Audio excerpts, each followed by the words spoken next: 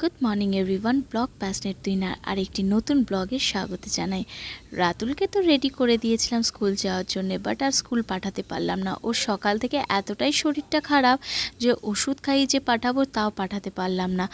এত সর্দি কাশি আর তার সঙ্গে বমি করছে। আর ছোট বাচ্চা ছেলে তো, সেই জন্যেই স্কুল যেতে না যেতেই ব্যাস ভাইরাস নিয়ে এসেছে। আর ওকে পাঠালে ওর থেকে আর একটা বাচ্চারও হয়ে যাবে। তাই ভাবলাম কটা দিন বাড়িতে রেস্ট নিয়ে নিই আর ওকে একটু ডাক্তারটাও দেখিয়ে নিই। আর তার সঙ্গে তো দেখতে দেখতে ওর পরীক্ষাও চলে এসেছে। যে কোনো পরীক্ষার সময় বাচ্চাদের যদি একটুখানি সুস্থ করে স্কুল পাঠানো যায় তাহলে আর কোনো অসুবিধা হয় না।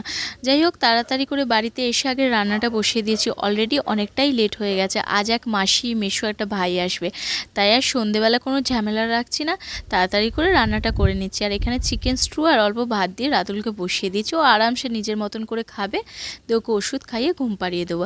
আর দেখতে দেখতে এই সন্ধেবেলায় মাসি, মেসো আর ভাই চলেও এসেছে। আর এবছর এতটাই গরম রেখেছে যে বাচ্চাদের কি করে রাখবো বুঝতেই পারছি না। এমনি রাতুলের যা ধাত, মানে বলতে গেলে ওর খুবই ডাস্ট অ্যালার্জির। হালকা ডাস্ট লাগলেই ব্যাস ওর হাঁচি, সর্দি, কাশি শুরু হয়ে যায়। যাই হোক, সন্ধেবেলা ওকে নিয়ে একটুখানি পড়াতে বসিয়েছি। জানি না কতটা কি পড়তে পারবে, একটুখানি চেষ্টা করি, যতক্ষণ পড়তে পারবে ওইটাই অনেক।